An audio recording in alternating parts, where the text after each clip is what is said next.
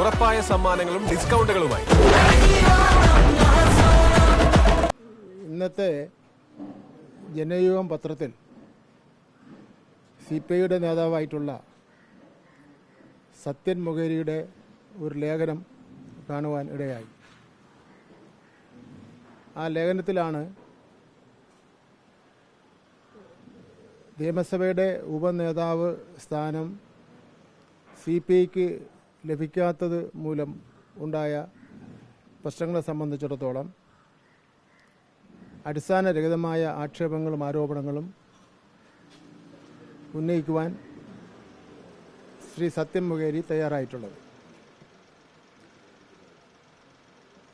യഥാർത്ഥത്തിൽ അത് നിർഭാഗ്യകരവും രാഷ്ട്രീയ മര്യാദയ്ക്ക് യോജിക്കാത്ത നിലയിലുള്ള അഭിപ്രായ പ്രകടനമാണ് നടത്തിയിരിക്കുന്നത്. നിയമസഭയുടെ പ്രതിപക്ഷ ഉപനേതാവ് സ്ഥാനം എന്നു മുതലാണോ വന്നത് അന്നു മുതൽ ആ സ്ഥാനം വഹിച്ചുകൊണ്ടിരിക്കുന്നത് CPIM ആണ്. ആ നിലയിൽ നോക്കുമ്പോൾ മുന്നണിയിലെ ഘടകകക്ഷിയിൽപ്പെട്ട ഒരു ഘടകകക്ഷി വഹിച്ചുകൊണ്ടിരിക്കുന്ന സ്ഥാനം മറ്റൊരു കക്ഷിക്ക് മാറ്റി കൊടുക്കുന്നതിൽ ചില നടപടിക്രമങ്ങളുണ്ട്. അതിൻ്റെ ഉത്തരവാദിത്വം എന്ന് പറയുന്നതും പ്രതിപക്ഷ നേതാവിന് തന്നെയാണ്. ഇപ്പോൾ CPI പാർട്ടിക്ക് ഉള്ള ഏതെങ്കിലും ഒരു മന്ത്രിസ്ഥാനം അത് ആ മന്ത്രിസ്ഥാനം പിൻവലിച്ച് വേറെ ഏതെങ്കിലും ഘടകകക്ഷി കൊടുക്കണമെങ്കിൽ അതങ്ങനെ കൊടുക്കാൻ വേണ്ടി പറ്റില്ലല്ലോ. CPI പ്രഖ്യാപിക്കുമല്ലോ ഇത്ര മന്ത്രിമാർ ഞങ്ങളുടെ മന്ത്രിമാരാണെന്ന്. അങ്ങനെ ഒരു പ്രഖ്യാപനം മാത്രമേ ഇവിടെ നടന്നിട്ടുള്ളൂ. അത് നിയമവിധേയവും മുന്നണി സംഘടനാ തത്വങ്ങൾ പൂർണ്ണമായി പാലിച്ചുകൊണ്ടുള്ള പ്രഖ്യാപനമാണ് പ്രതിപക്ഷ നേതാവ് ശ്രീ പിണറായി വിജയൻ നടത്തിയിട്ടുള്ളത്. അതിൽ പൊതു താൽപ്പര്യം വെച്ചുകൊണ്ടും പ്രായോഗിക രാഷ്ട്രീയ സാഹചര്യങ്ങൾ പരിഗണിച്ചുകൊണ്ടുമാണ് അങ്ങനെ ഒരു തീരുമാനം കൈക്കൊള്ളുന്നതിന് വേണ്ടി തയ്യാറായിട്ടുള്ളത്.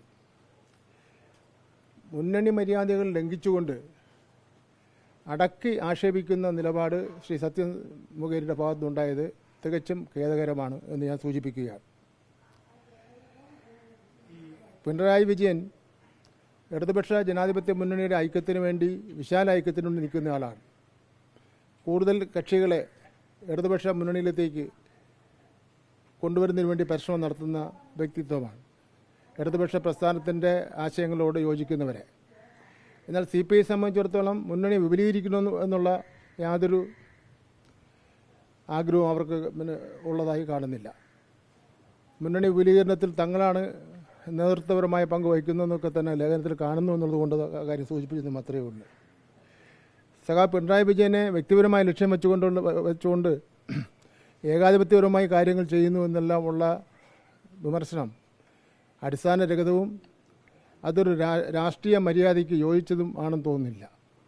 പിണറായി വിജയൻ കേരളത്തിൻ്റെ മുഖ്യമന്ത്രിയും പ്രതിപക്ഷ നേതാവും CPIൻ്റെ പൊളിറ്റ് ബ്യൂറോ മെമ്പറും CPIൻ്റെ സംസ്ഥാന സെക്രട്ടറിയൊക്കെ തന്നെ ആയിരുന്ന ആളാണല്ലോ. അന്നൊന്നും ഇല്ലാത്ത ഒരു തോന്നൽ ഇപ്പോൾ എങ്ങനെയാണ് CPIക്ക് ഉണ്ടായതെന്ന് സംബന്ധിച്ചിടത്തോളം സംശയമുണ്ട്. മുന്നണി ചർച്ച ചെയ്യേണ്ട വിഷയങ്ങൾ പത്രങ്ങളിലൂടെയല്ല ചർച്ച ചെയ്യേണ്ടത്. പത്രങ്ങളിലൂടെ ചർച്ച ചെയ്യുമ്പോൾ ഞങ്ങളെപ്പോലുള്ള ആൾക്കാർക്ക് മറുപടി പറയേണ്ടി വരും. കാരണം ജനങ്ങൾ ഞങ്ങളോട് ചോദിക്കും ഇങ്ങനെ ഒരു വാർത്ത വന്നിട്ടുണ്ടല്ലോ എന്തായെന്ന് സംബന്ധിച്ചിടത്തോളം.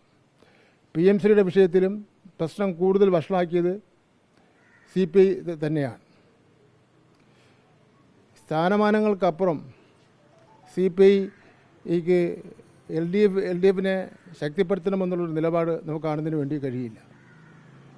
മുൻപും സ്ഥാനമാനങ്ങൾ ഉറപ്പിക്കുന്നതിന് വേണ്ടി കേന്ദ്ര ഗവൺമെൻറ്റിൻ്റെ മന്ത്രിസഭയിൽ അംഗമാകുന്ന കാര്യത്തിൽ സംസ്ഥാനത്തെ കോൺഗ്രസിനോട് ചേർന്ന് ഗവൺമെൻറ് രൂപീകരിക്കുന്ന കാര്യത്തിലൊക്കെ തന്നെ CPI ഒരു നിലപാട് സ്വീകരിച്ചിട്ടുണ്ട്. CPIയും അങ്ങനെ ഒരു അധികാരം കിട്ടുന്നതിന് വേണ്ടി ആശയത്തെ മാറ്റിവെക്കുന്ന മുന്നണി മാറ്റുന്ന ഒരു നിലപാട് സ്വീകരിച്ചിട്ടില്ല.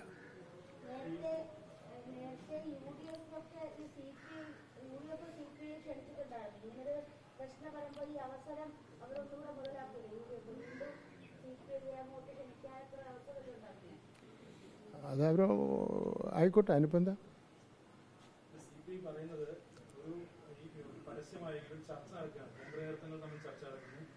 ഒരു ഉഭയകക്ഷി ചർച്ചയിലേക്കൊക്കെ പോകുന്നു. അതിനിടയിൽ പിണറായി വിജയൻ ഏകപക്ഷീയമായ ഒരു തീരുമാനം പറയുകയാണ്.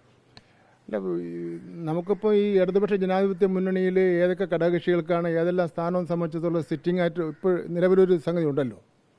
മന്ത്രിമാരുടെ കാര്യത്തിലായിരുന്നാൽ, ബോർഡിൻ്റെ കാര്യത്തിലായിരുന്നാൽ, ഡെപ്യൂട്ടി സ്പീക്കറുടെ കാര്യത്തിലായിരുന്നാൽ, പ്രതിപക്ഷ നേതാവിൻ്റെ കാര്യത്തിലൊക്കെ ഒരു നിലപാടുണ്ടല്ലോ. ആ നിലപാടിൽ ഒരു മാറ്റം വരുത്തേണ്ട സാഹചര്യം ഇല്ലല്ലോ. ആ നിലപാട് പ്രതിപക്ഷ നേതാവ് പറഞ്ഞെന്ന് മാത്രമേ ഉള്ളൂ.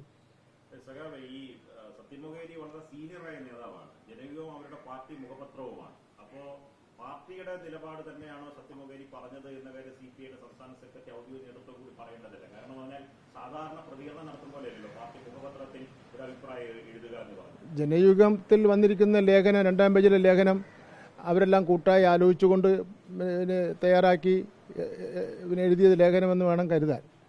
അതല്ലെങ്കിൽ അവർ അതല്ലെന്ന് പറയട്ടെ, സത്യൻമൊകേരി പറഞ്ഞതിൽ വസ്തുത ഇല്ല എന്ന് പറയട്ടെ. അപ്പോൾ ഞാനിവിടെ വ്യക്തമാക്കിയ കാര്യത്തിൽ അതും ഞാനും വ്യക്തമാക്കുവാൻ തയ്യാറാണ്.